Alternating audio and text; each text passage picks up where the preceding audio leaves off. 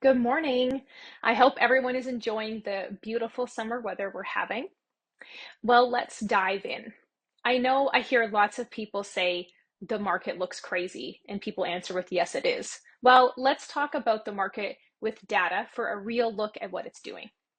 Central Alberta residential MLS sales in June slowed by 10% compared to May, which is totally normal as people focus on the end of school, graduations, and summer holidays rather than home purchases.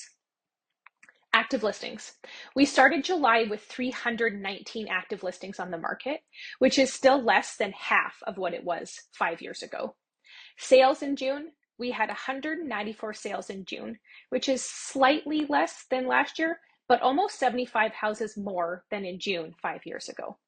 So, months of inventory. Our key data for what the market is really doing, we have just under 2 months of inventory, which is still a strong seller's market. Here's one more little tidbit for you. Active listings at the beginning of July was up almost 11% compared to the beginning of June. So, what does that mean for us? It means that the very close relationship between supply and demand may be starting to ease. The average single family sale price in central Alberta is up almost 12% in 2024 compared to 2023. Those higher resale prices have created an environment in which new home construction can compete with the resale housing market.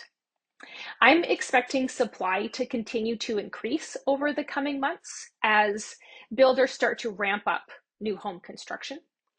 New data from Canada Housing and Mortgage Corporation does show that May was very strong with just over 4,100 housing starts in Alberta, which is a historic high.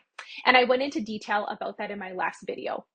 Everyone is predicting a slower summer as people do take those holidays, vacations, and focus on family. And then it will start to ramp back up in late August for the before back to school rush and for the fall to stay strong. The next 6 months will continue to be a power struggle between supply and demand, and to see how many new houses can be built to kind of bridge that gap.